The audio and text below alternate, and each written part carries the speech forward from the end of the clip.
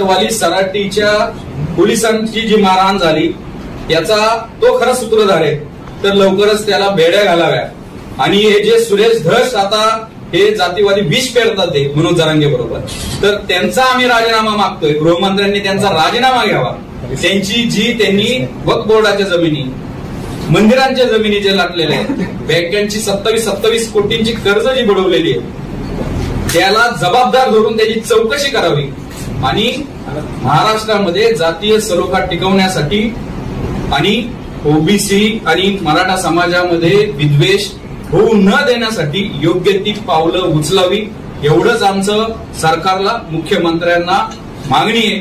आणि इशारा पण आहे, जर तुम्ही आम्हाला इशारे देत असताल, तुम्ही आम्हाला चिथवत असताल, तुम्ही आमच्या विरोधात मोर्चे काढत असतात आणि ओबीसी मधल्या एका घटकाला खिंडीमध्ये गाठून एका समाजाला, एका जातीला जर तुम्ही टार्गेट करत असताल, तर ओबीसी म्हणून आम्ही खांद्याला खांदा लावून 450 जाती एकत्र येऊ आणि जर आमच्यावर हल्ले केले तर आम्हाला त्याचा प्रतिकार करण्याची आमची मनीषा आहे, प्रतिकार करण्याची आमच्यामध्ये तेवढी ताकद आहे।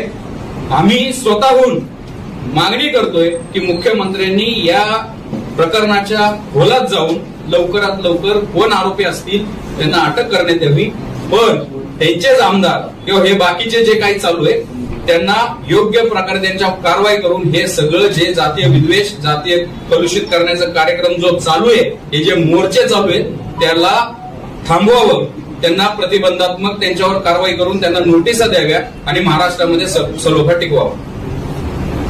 संतोष भैया देशमुख यांची जी निर्घृण हत्या झाली त्या आरोपीला कडक शासन झालं पाहिजे, त्यांना फाशीवर लटकलं पाहिजे, परंतु त्याच्या माध्यमातून या महाराष्ट्रामध्ये जे राजकारण केलं जात आहे, राज्याच्या मुख्यमंत्र्यांनी काल सांगितलं या तपासामध्ये या तपास कुठेतरी वेगळ्या चालला, याच्यात कुठल्याही प्रकारचं राजकारण करू नये।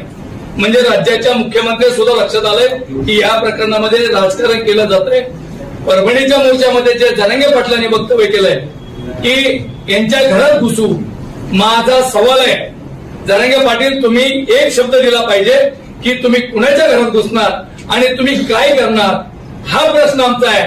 तुम्ही जर प्रामाणिक सगळ्या बाजूनी कट करण्याचं काम करत असाल तर तुम्ही कुणाच्या घरात घुसणार आहे, एवढं आम्हाला तुम्ही या जनतेसमोर मांडलं पाहिजे।